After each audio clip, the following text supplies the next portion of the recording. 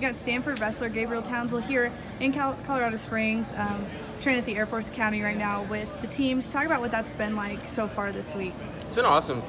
It's always cool to get to meet the new freshmen. So they come out here, get a grip of what the team is like. We start building that team dynamic, and also we get those opportunities where we can wrestle with guys at the OTC. Get to see a couple friends I haven't seen in a while, Kamal Bay, guys like Randy Minneweather who wrestles here. So we've had a bunch of really cool opportunities where we went to lunch with the Air Force Academy. We had Colonel Tiernan come in and talk to us about what it means to be leaders. So just to have that building experience, to learn what it means to be a leader outside of the context of even what we do on the mat, but also within that.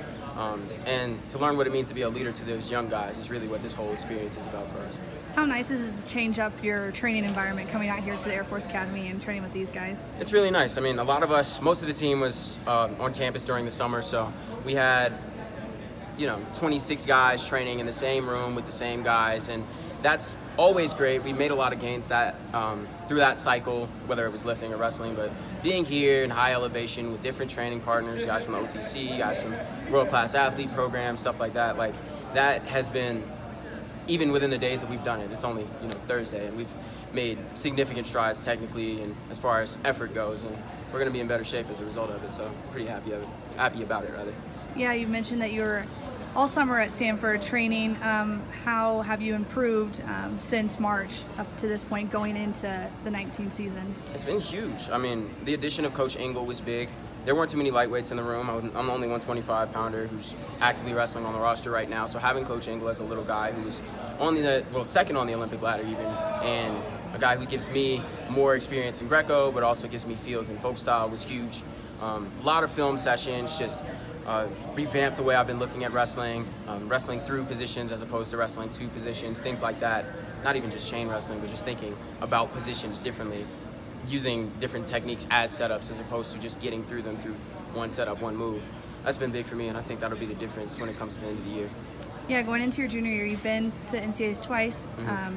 Haven't quite made it to the podium yet, but what's it going to take in order to get there? You kind of already mentioned some things you've been working on, but mentally and that kind of thing, what's it going to take to get to that point? I think it's going to take working smarter. I've changed the way I'm dieting.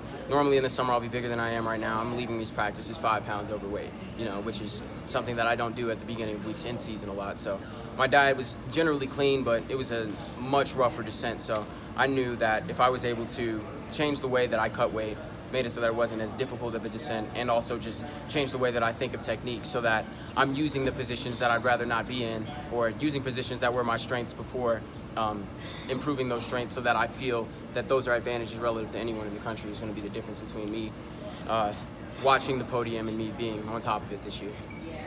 You have a little bit of background in Greco. Can you just take us through that? You are from where Kamal and Ellis Coleman are from. Right, same high school.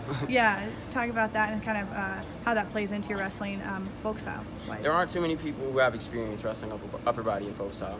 And a lot of times people scout to run away from me in positions like that because their coaches have seen me wrestle in Fargo and the World Team Trials and things like that. So it gives me a little bit of an edge upper body so that I can get to my lower body techniques. People aren't looking for me to be shooting when I have, underhooks or control ties that I would use in Greco.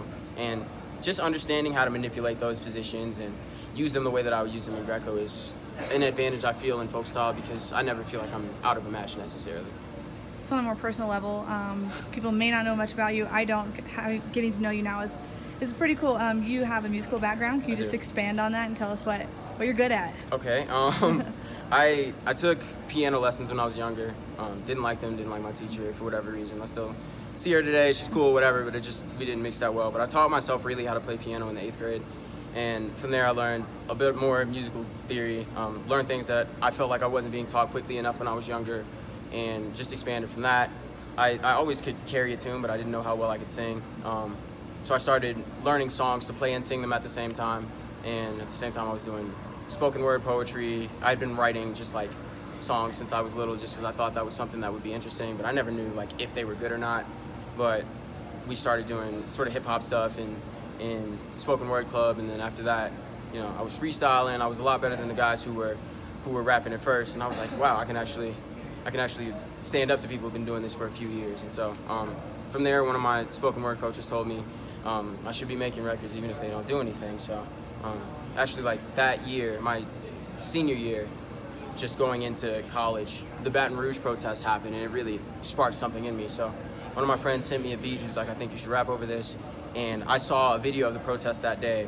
And after I saw that, I just was fired up to write. I wrote the first song I've ever made, which is to this date the most that people have seen. I mean, the one that people have seen most, rather. And I wrote it in like 5 minutes, recorded it like a week later, and right now it has like 120-something thousand plays on SoundCloud. So from there, I was just like, okay, I can use this as a platform. It's fun.